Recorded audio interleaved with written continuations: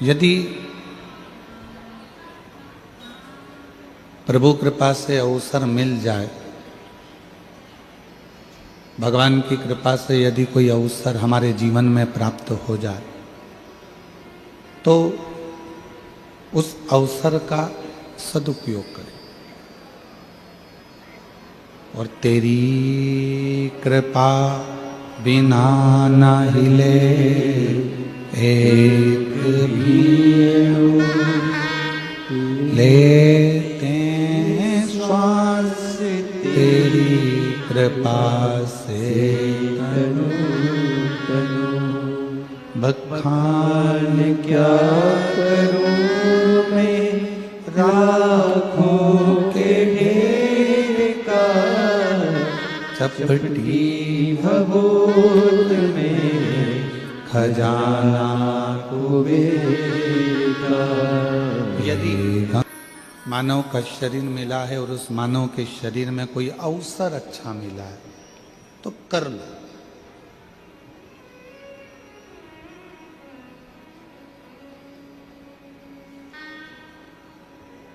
एक ओवर में क्रिकेट का मैच कौन कौन देखता है? हाथ उठाओ जरा। देखते हो सब लोग? एक ओवर में कितनी गेंद डलती है? 6 नहीं, 1।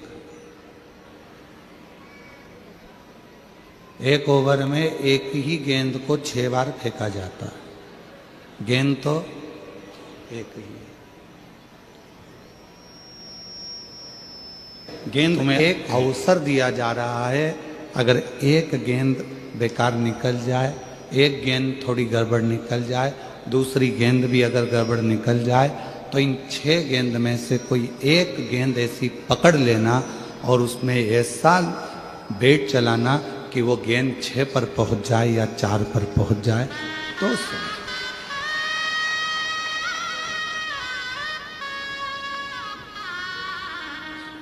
अवसर दिया।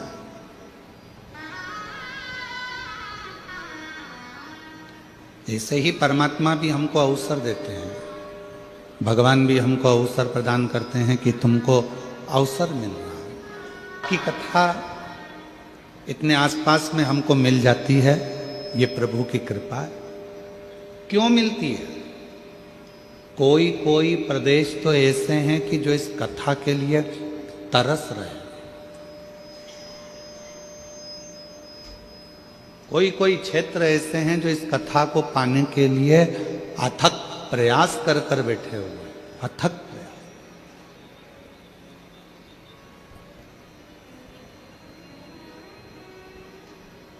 नहीं मिल पाती।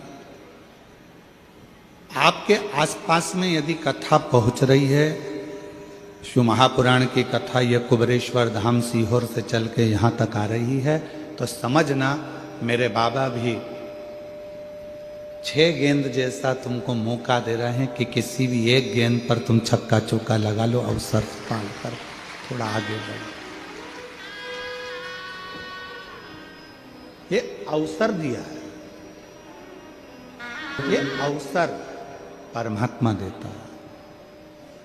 और जो ये अवसर अपने को मिला है, इस अवसर का सदुपयोग होना चाहिए।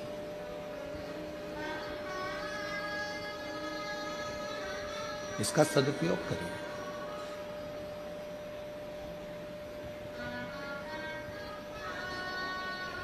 भगवान पर इतना विश्वास, भगवान पर इतना भरोसा, इतनी दृढ़ता परमात्मा के चरणों के प्रति धारण कर लो कि परमात्मा आपकी जिंदगी के सारे दुखों को समाप्त कर दे। इतना भरोसा परमात्मा कर लो।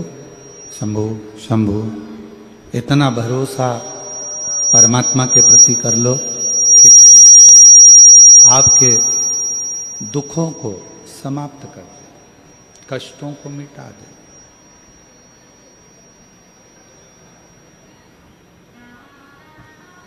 दो लड़ाई हैं। एक मैदान में लड़ाई होती है और एक अपने मन में लड़ाई होती है। जम के बोलो, कहाँ कहाँ पर हो रही है? जम के बोलो। एक हो रही है मैदान में, एक हो रही है अपने मन। दो लड़ाइयां हैं, एक मैदान की लड़ाई है और दूसरी मन की लड़ाई। पीला चावल नहीं दिया, उसके बाद भी आप बाबा की कथा में क्यों आए हो?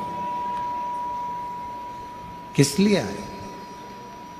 आने का केवल एक कारण है कि हमारा बाबा, हमारा भोलेनाथ, हमारा शंभुनाथ, हमारा त्रिकालदर्शी, कैलाशी, अविनाशी शिव हमारी दिल की बात को सुनता है।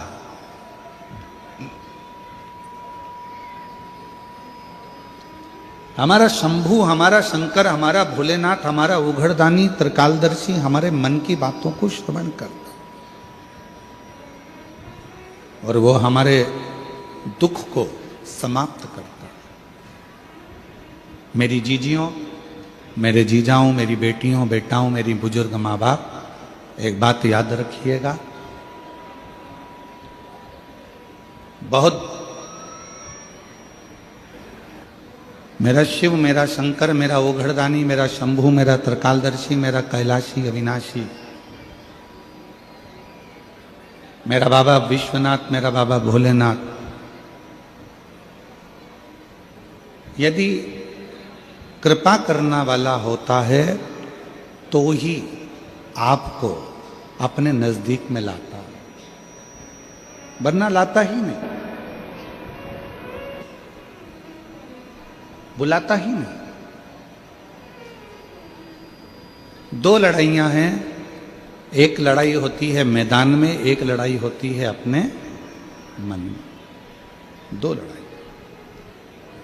और याद रखिए, मैदान की लड़ाई मान लो हार गए तो भी बाद में जीत सकते हो, पर मन की जो लड़ाई होती है, इसमें यदि एक बार हार गए तो फिर जिंदगी भर कभी जीत नहीं सकते, कभी नहीं।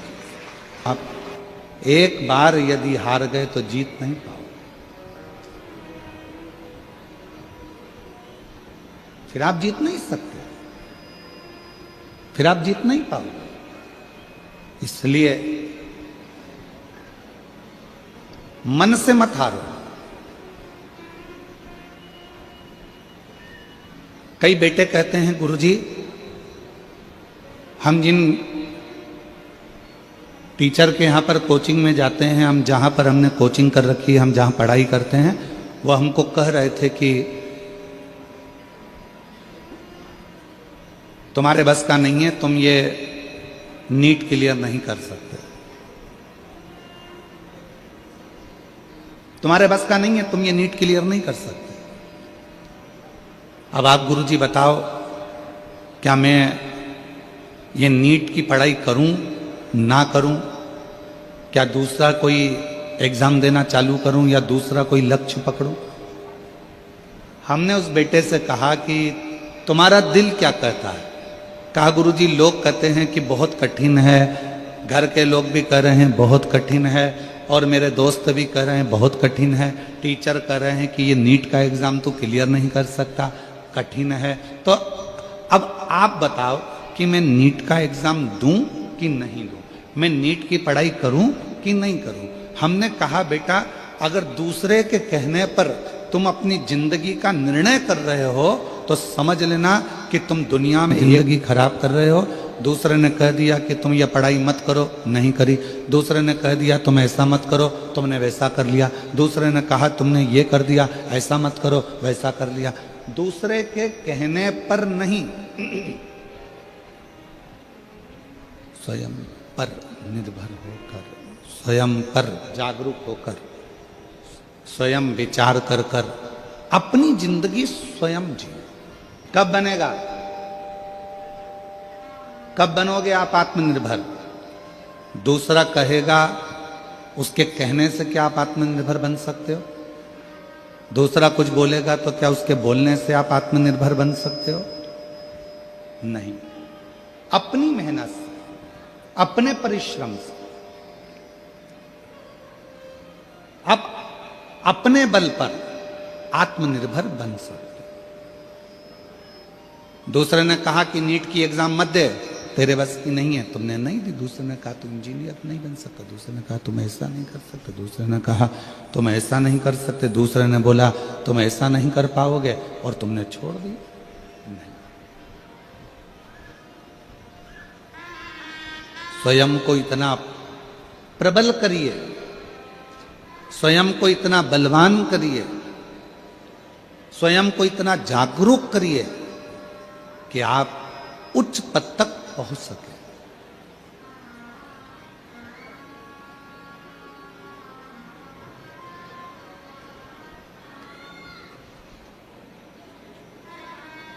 तो कैसे नए वर्ष की शुरुआत कैसे करी जाए, पुराने वर्ष को कैसे विदा करा जाए?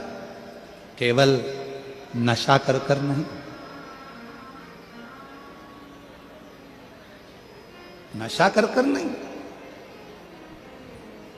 नए वर्ष की शुरुआत दारू के नशे से नहीं, नए वर्ष की शुरुआत होटल से नहीं, नए वर्ष की शुरुआत मदिरा के नशे से नहीं, नए वर्ष की शुरुआत गांजे के नशे से नहीं, नए वर्ष की शुरुआत किसी भी फालतू नशे से नहीं, नए वर्ष की शुरुआत शंकर जी को चढ़े हुए एक लोटे के जल को पीकर प्रारंभ करी है।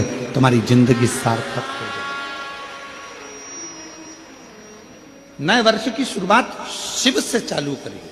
नए वर्ष की शुरुआत भगवान शंकर को एक लोटा जल समर्पित कर कर, नए वर्ष की शुरुआत भगवान शंकर का गुणगान कर कर, नए वर्ष की शुरुआत भगवान का स्मरण कर कर, नए वर्ष की शुरुआत भगवत भजन कर कर, वहां से प्रारंभ करें।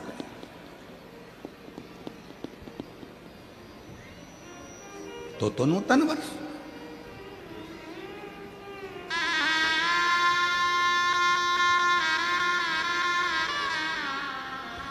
अपने माता पिता को नमन कर कर, अपने माता पिता को प्रणाम कर कर, अपने माता पिता को कुछ अच्छा उपहार देकर, अपने माता पिता को नमन कर कर अगर आप नूतन वर्ष की शुरुआत करते हैं तो आपकी जिंदगी सार्थक हो। जितनी भी बुराइयां हैं अपने जीवन में, जितने भी बुराइयां आई हुई हैं, जितनी बुरी आदतें आई हुई हैं, इन सब बुराइयों को, इन बुरी आदतों को हम हटाएंगे। इन बुरी आदतों को, इन बुराइयों को हम अपने पास नहीं रखेंगे, हम इनको हटा।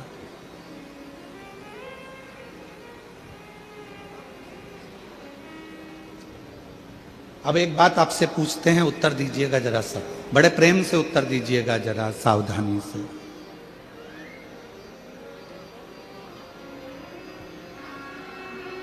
किसी बुरे व्यक्ति से आपका साथ हो गया, कोई बुरा व्यक्ति आपका मित्र हो गया, या कोई बुराई, बुरी आदत आपके अंदर आ गई,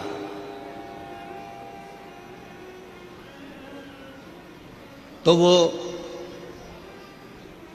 जाएगी कैसे? कैसे उसको विदा कर सकते हो? कैसे उसको हटा सकते हो?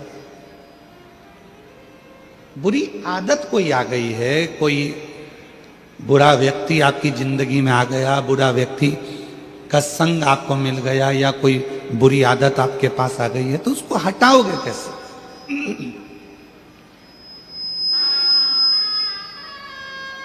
उसके लिए शिव महापुराण की कथा में एक बड़ा सुंदर उपाय बताया, और प्रैक्टिकल करके देखना। एक कांच का गिलास लो, उस कांच के गिलास में थोड़ी हल्दी या कोई रंग घोल लो पानी के गिलास में, और आप उसको घोलने के बाद में पूरा रंगीन पानी हो गया, उसको नल के नीचे ले जाकर लगाओ, उसमें धीरे धीरे पानी जाना चालू हो जाता है, तो जो रंग वाला पानी है वो निकलना चालू हो जाता है, रंग वाला पानी बाहर निकल जाता है। धीरे धीरे धीरे धीरे धीरे धीरे धीरे धीरे वो पूरा रंग का जो गिलास है, रंग भरा हुआ जो पानी है, वो पूरा खाली हो जाएगा, और उसमें साफ पानी भरा जाएगा, साफ पानी आएगा। उसके अंदर साफ पानी भरा गया। अब इतना रंग से भरा हुआ गिलास, रंग में भरा हुआ पानी साफ कैसे हो गया? उसमें नया पानी आता गया आता गया आता गया, अच्छा साफ पानी आता गया, तो वो रंगीन पानी पूरा की पूरा समाप्त हो गया।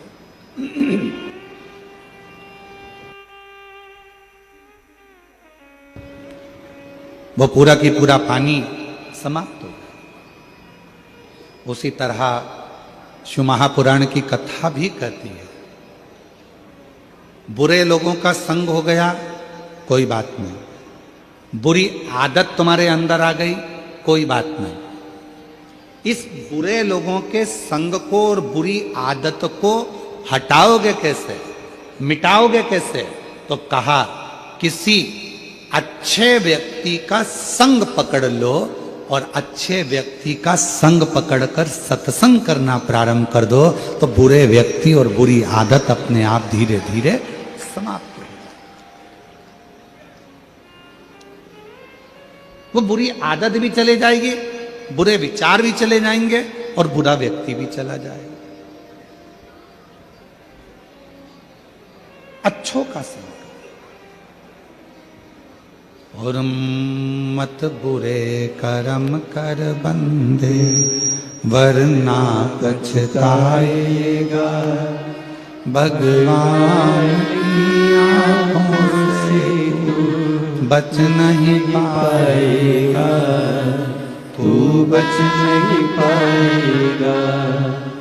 अरे ओ अज्ञानी मत करना। विचार रखिए, शिव महापुराण की कथा निरंतर श्रवण करिए।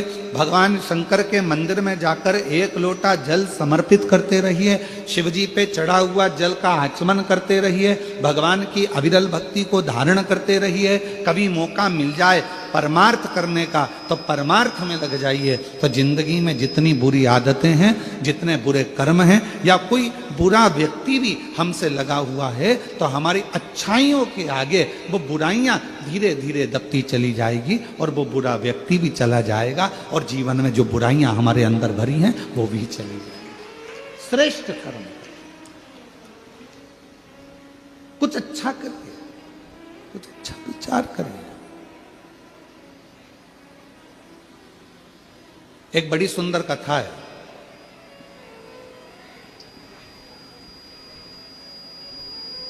शिव महापुराण की एक बड़ा सुंदर और रोचक कथा है हमारी। एक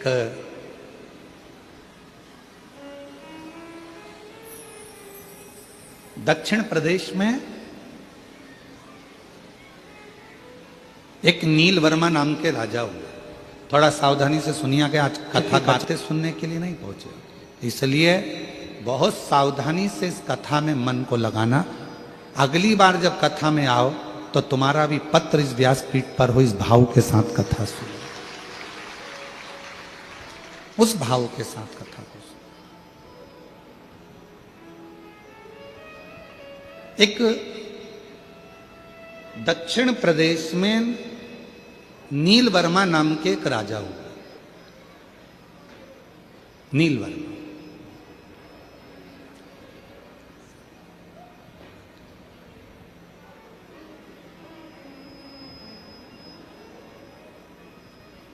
क्षेत्र का निरीक्षण करते थे, राज्य का पालन करते थे, और उस राज्य के पालन में एक दिन वो मृगा करने के लिए वनगमन को गए, शिकार करने के लिए गए।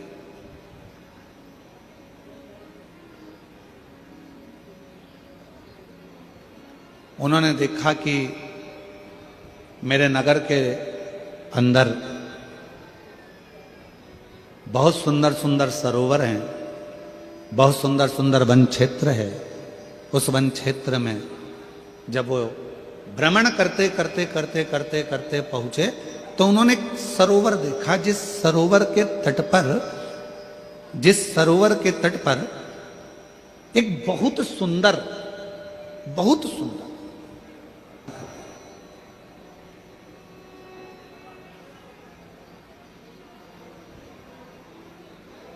और शिव महापुराण की कथा कहती है मनुष्य की सुंदरता कब सफल है, जब उसके सुंदर मुख से भगवान के मंत्र का या भगवान के नाम का उच्चारण नित्य होता रहे तो सुंदरता सिद्ध। मान लो हम भगवान ने हमको काया दी अच्छी, धन दिया अच्छा, शरीर दिया अच्छा, हाथ दिए, पांव दिया, मुख दिया, श्रवण शक्ति दी, नेत्र दिए, नासिका दी, अधर दिए, जिह्वा दी, सब कुछ दिया, खूब अच्छा दिया, और उसका हम सदुपयोग ही ना कर सके तो फिर क्या मतलब। वो एक लाइन बड़ी सुंदर आती है ना महाराज कि हाथ दिए रे तूने दाता बन के, हाथ दिए तूने दाता बन कर, हाथ दिए रे तूने दाता बन के, हाथ दिए तूने दाता बन के, कभी नहीं दान कियो प्रभु जी मैंने अवगुण बहुत कियो, कभी नहीं दान कियो प्रभु जी मैंने अवगुण बहुत कियो, और पाव दिए रे तूने दाता बन के, बोलो बोलो, दिए रे तूने दाता बन के, पाव दिए रे तूने दाता बन के, पाव दिए रे तूने दाता बन के, कभी नहीं तीरथ कियो दयालु मैंने अवगुण बहुत कियो, कभी नहीं तीरथ कियो। इस संसार सागर में आने के बाद हमने करा क्या, केवल एक छोटी दुकान थी उसको बड़ा करा, छोटा मकान था उसको बड़ा करा, घर में अलमारी एक थी 2 करी, अलमारी 4 थी 8 कर ली, हमने बाथरूम 1 था 2 बना लिए, हमने रसोई घर 4 कर लिए, हमने वेयर हाउस बना लिया, हमने प्लाटिंग कर ली, हमने जमीन बना ली, हमने कॉलोनी बना ली, हमने महल बना लिया। इस संसार सागर में आने के बाद हमने करा क्या, एक काम करा, एक छोटी दुकान को बड़ी दुकान करा, एक छोटे मकान को बड़ा मकान करा, एक अलमारी को 2 अलमारी करा, एक अंगूठी को 4 अंगूठी करा, एक चेन को 4 हार करा, केवल बढ़ाया। क्या बढ़ाया, धन संपदा सत्ता वैभव प्रतिष्ठा बढ़ाई, पर भजन उतना की उतना ही रह गया। बढ़ना क्या था, भजन बढ़ता तो जीवन में ये सब कुछ अपने आप बढ़ते चले। नील वर्मा दक्षिण प्रदेश का एक ऐसा राजा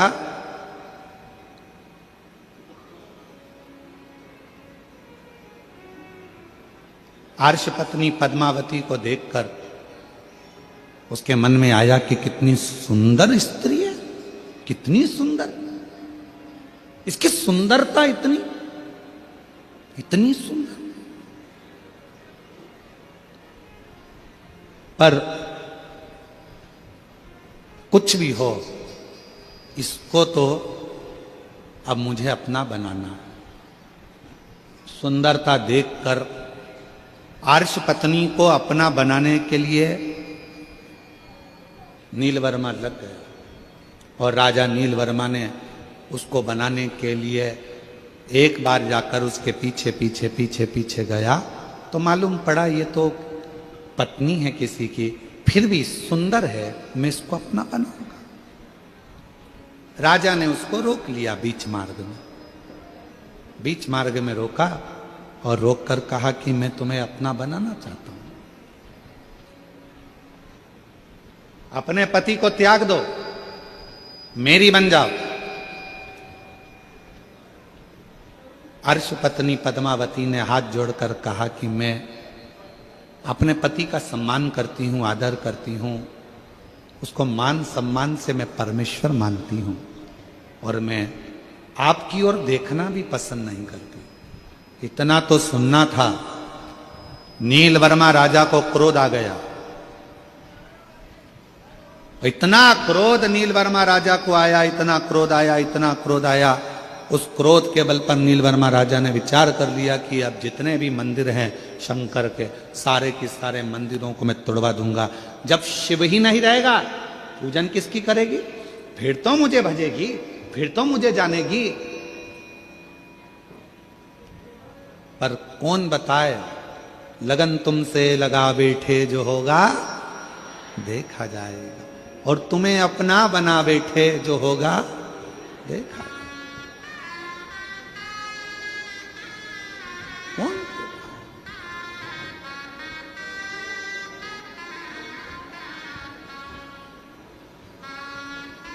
धीरे धीरे करते करते वो दक्षिण प्रदेश का राजा नीलवर्मा ने पूरे मंदिर तोड़वा दिए, शिवालय तोड़वा दिए। जितने शंकर जी के ओटले थे, शंकर के मंदिर थे, शंकर के शिवलिंग थे, धीरे धीरे धीरे धीरे धीरे धीरे उसने सब तोड़वा दिया।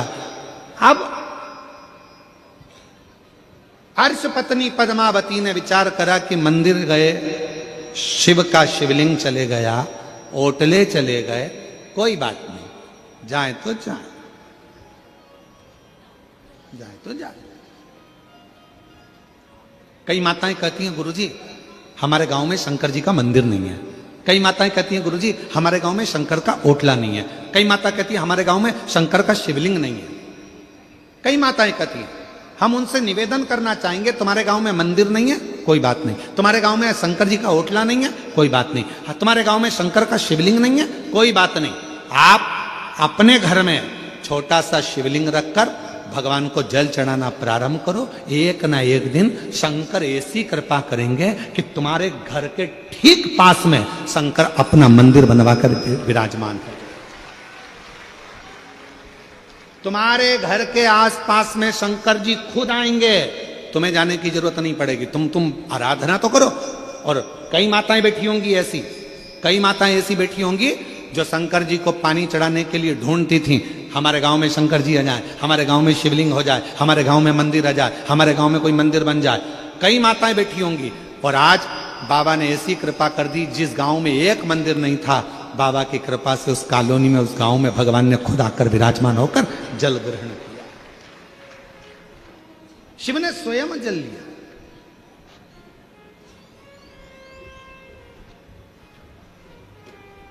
मेरा बाबा कहता है एक कदम चलो मेरी ओर, मैं 4 कदम चलूंगा तुम्हारी ओर। 4 कदम। एक पत्र अच्छा है, देखिए।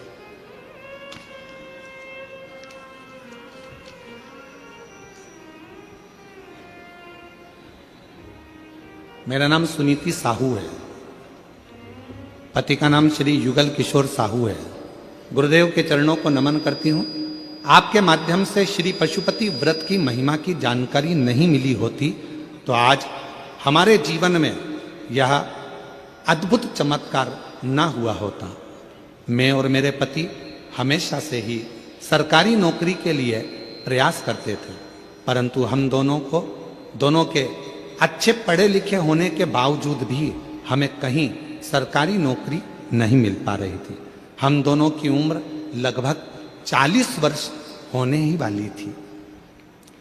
हम दोनों की उम्र लगभग 40 वर्ष होने ही वाली थी और हमने नौकरी की उम्मीद छोड़ दी थी।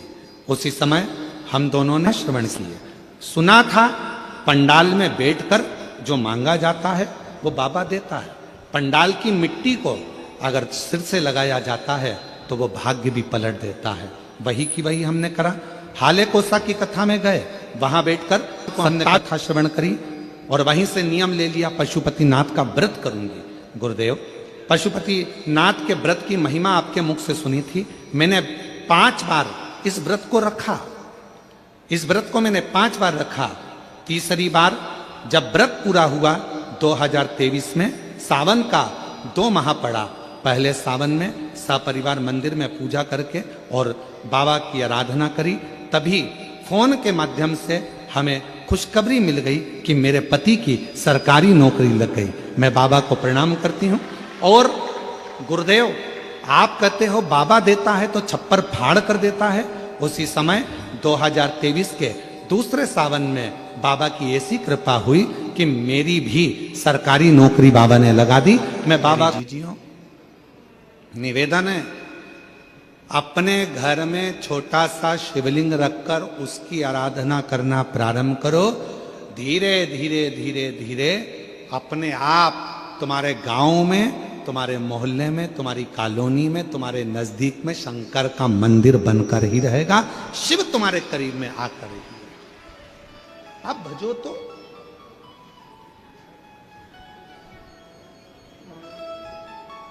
आप स्मरण करो तो।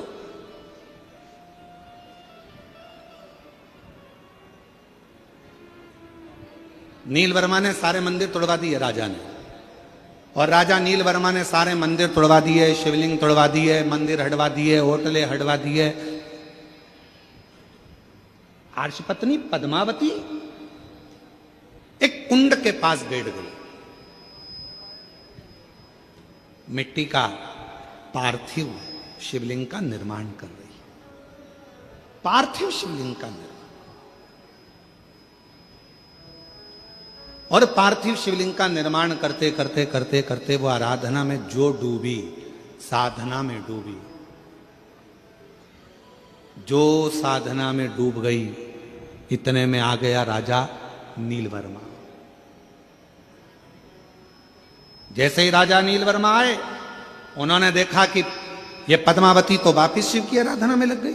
अब शिवलिंग नहीं है, शिव प्रतिमा नहीं है, मंदिर नहीं है, होटलें नहीं है, शंकर का कहीं शिवलिंग नहीं है, तो इसने तो पार्थिव लिंग का निर्माण करना प्रारंभ कर दिया। पार्थिव लिंग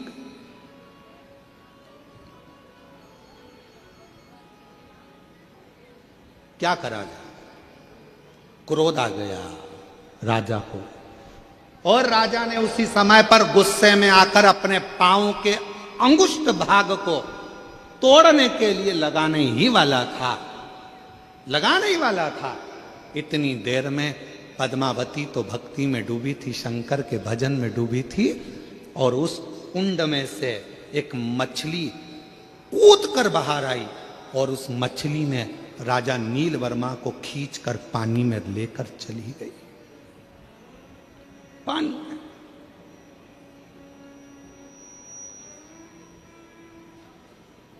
जैसे ही वो मछली अंदर लेकर गई, राजा का शरीर एक डुबकी लगा, शरीर में कंपन उत्पन्न होने लगा। राजा सही से खड़े भी नहीं हो सकता था, राजा बैठ भी नहीं पा रहा था, चल नहीं पा रहा था। पूरे नगर में सूचना हो गई कि राजा ने शंकर भगवान का ऐसा अपमान करा है, शिव का ऐसा अपमान करा है कि राजा का शरीर अब कंपायमान हो रहा है, राजा का शरीर श्रेष्ठ नहीं है। मेरी जीजियों, मेरे जीजाओं, मेरी बेटियों, मेरे बेटाओं, मेरे बुजुर्ग माँ बाप, एक बात को याद रखना, बन सके तो जिंदगी में थोड़ा अच्छा करने का प्रयास करो। कोई मंदिर का निर्माण हो रहा है, उसमें हाथ बढ़ाकर काम करने का प्रयास करो। अपने यहाँ कोई अच्छा कार्य हो रहा है, उसमें थोड़ा सा आगे बढ़कर सहयोग करने का प्रयास करो। अपने गांव में कथा हो रही है तो उसमें हाथ बढ़ाकर आगे बढ़ाने का प्रयास करो कि हमारे नगर में, हमारे गांव में, हमारे क्षेत्र में कथा हो रही है, कम से कम शिव ने कृपा तो करी, जो यहाँ कथा हो रही है थोड़ा आगे बढ़कर उसमें प्रयास करो कि भगवान ने अगर तन अच्छा दिया है उसको लगाओ, मन अच्छा दिया है उसको लगाओ, धन अच्छा दिया है उसमें से एक पंखड़ी कथा में लगाने का प्रयास करो, मंदिर में लगाने का प्रयास करो। और अगर ये भी नहीं कर सकते हो तो कम से कम वहां जाकर प्रेम से उसकी आनंदता कर दो कि बहुत अच्छा काम कर रहे हो, बहुत बढ़िया काम कर रहे हो। पर इतना याद रखना, हाथ बढ़ाना, पर कोई धार्मिक आयोजन हो रहा हो तो उसमें अपनी टांग मत अड़ाना। हाथ बढ़ाना पर अपनी टांग मत अड़ाना। क्यों?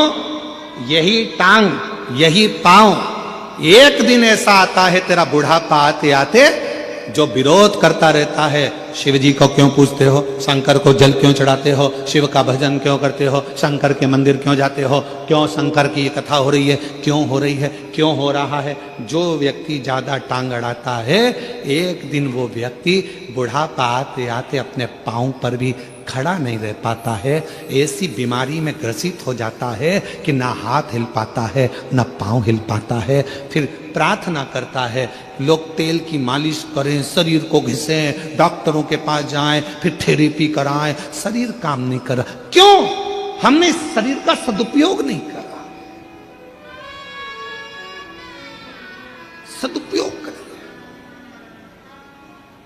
और मत बुरे कर्म कर बंदे, वरना पछताएगा, भगवान की आंखों से तू बच नहीं पाएगा, तो बच नहीं पाएगा।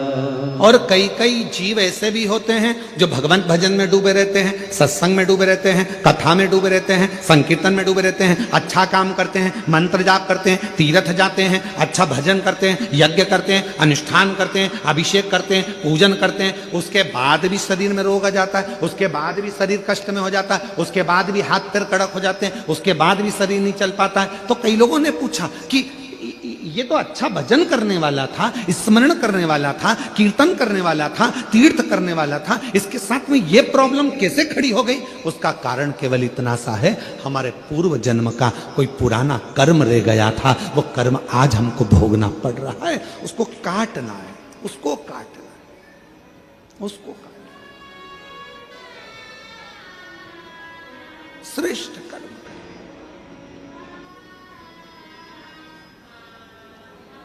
राजा नील वर्मा शरीर शिथिल, आज धीरे धीरे चलकर राजा नील वर्मा अर्श पत्नी पद्मावती के पास पहुंच गए। पद्मावती के पास। पद्मावती तो बैठी थी भगवान शंकर की भक्ति में, मंत्र में डूबी हुई थी। वो अखंड मंत्र का जाप करने वाली पद्मावती शिव की अखंड जप माला में डूबी हुई थी। पद्मावती अखंड जाप में डूबी हुई थी। राजा नील वर्मा पहुंच गया और राजा नील वर्मा ने पद्मावती को देखकर हाथ जोड़कर आज नमन कर कर कहा, मैंने ये शंकर के शिवलिंग को तुड़वाया, मैंने शंकर के मंदिर को तुड़वाया, मैंने शंकर का जो भगवत भजन हो रहा था उसको बंद करवाया, मैंने ये शंकर का जो पार्थिव लिंग का निर्माण तुमने करा था, ये पार्थिव लिंग के निर्माण में मैंने अपना चरण लगाना चाहा। मेरी बुद्धि बेकार हो गई थी, मेरा चित्त बेकार हो गया था, तुम्हारी सुंदरता को देखकर मैं तुम पर इतना आसक्त हो गया था कि मैं कुछ भी नहीं जान पा रहा था और मैंने शिव का अपमान कर दिया, शंकर का अपमान।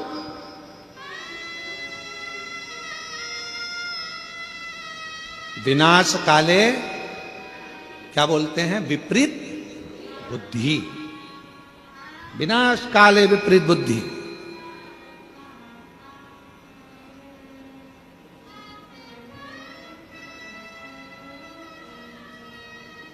एक कथा सुनाई थी, आप लोगों के स्मरण में है?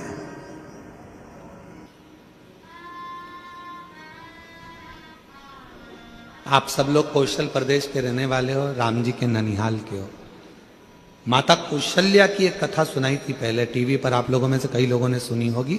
लंका ने जो हरण, रावण ने जो हरण करा था वो कथा। मां कौशल्या,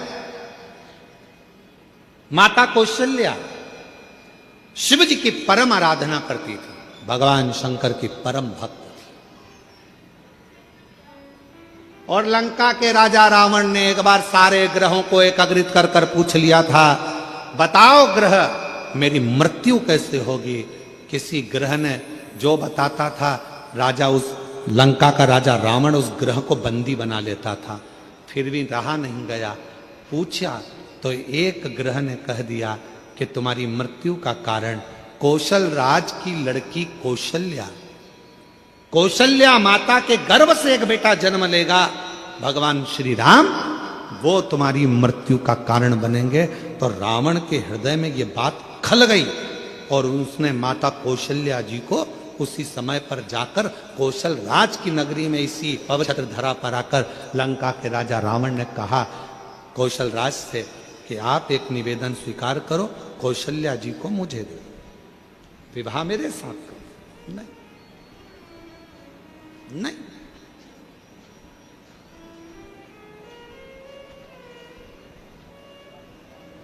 नहीं दे सकते। कौशल राज ने मना कर दिया, मेरी बेटी शिव को मानती है, मेरी बेटी सुंदर है, अगर मेरी बेटी चाहे तो आपसे विवाह करे, मेरी बेटी आती होगी, आप उससे पूछ लो। लंका का राजा रावण माता कौशल्या को देखते हैं और इतनी सुंदर मां कौशल्या को देखकर कहते हैं कि आप मुझसे विवाह करो। कौशल्या जी कहती हैं कि विवाह, ये कथा हमने, कौशल्या माता ने कहा, ए लंकापति रावण, अगर तुम मुझसे विवाह करना चाहता है तो मेरी शर्त एक है, तेरी लंका में शंकर का शिवलिंग पहुंच जाएगा तो मैं तुझसे विवाह करूं। रावण गया शिवलिंग लेने, शंकर जी के पास जाकर शिवलिंग मांगा, लेकर जाने लगा, पर मां पार्वती जी नहीं चाहती थी कि ये शिवलिंग पहुंचे। भार उत्पन्न हो गया उस शिवलिंग में, लंका के राजा रावण ने पृथ्वी पर रख दिया। वो शिवलिंग लंका तक नहीं पहुंचा, देवनाथ जी के रूप में पूजित हो गया, पूजित नहीं गया।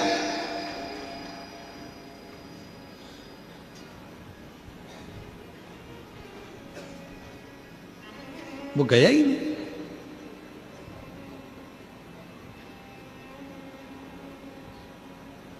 एक बेजू ग्वाले के हाथ में, कौन था बेजू ग्वाला? स्वयं गणेश जी महाराज, जिन्होंने उस शिवलिंग को अपने हाथ में लेकर 51 शक्ति पीठ में से जो एक मां सती का हृदय जहां गिरा कर छुपाकर पेटी में बंद कर कर समुद्र में डाल देता हूं, और एक मछली के मुख में वो पेटी रख दी थी। वो मछली की लड़ाई एक बड़े मछुए से हुई, मुख खुला मछली का, पेटी गिर गई, एक टापू पर चली गई।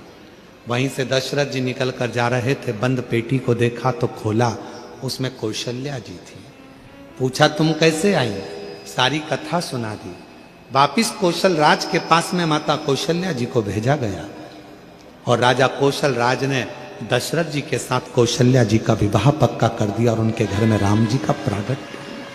अर्श पत्नी पद्मावती के पास में राजा जाकर कहता है, राजा नीलवर्मा कहता है, अरे तुम इतनी सुंदर थी कि तुम्हारी सुंदरता के चक्कर में मैंने शिव का अपमान कर दिया। सुंदरता के, और विनाश काले विपरीत बुद्धि, विनाश काले विपरीत बुद्धि। जब समय पलटी मारता है तो बुद्धि भी अपने आप विपरीत होती चली जाती है।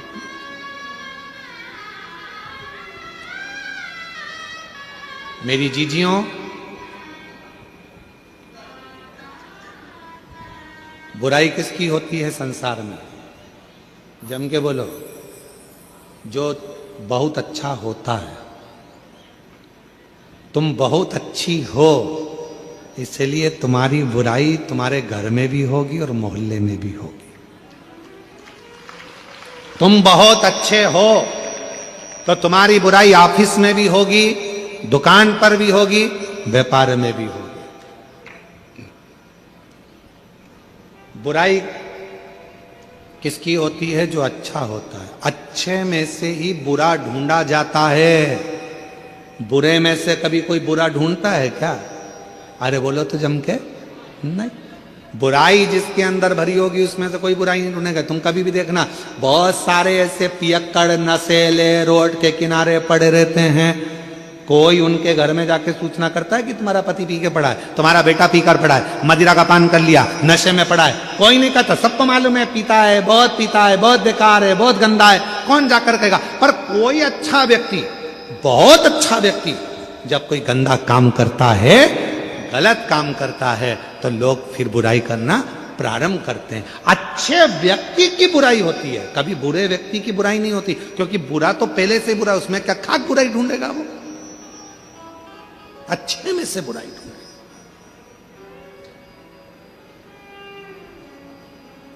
तुम्हारी देवरानी अगर तुम्हारी बुराई करे तो समझ लेना तुम बहुत अच्छी हो। तुम्हारी जेठानी बुराई करे तो समझ लेना तुम एकदम जोरदार हो। तुम्हारी सास तुम्हारी बुराई करे तो समझ लेना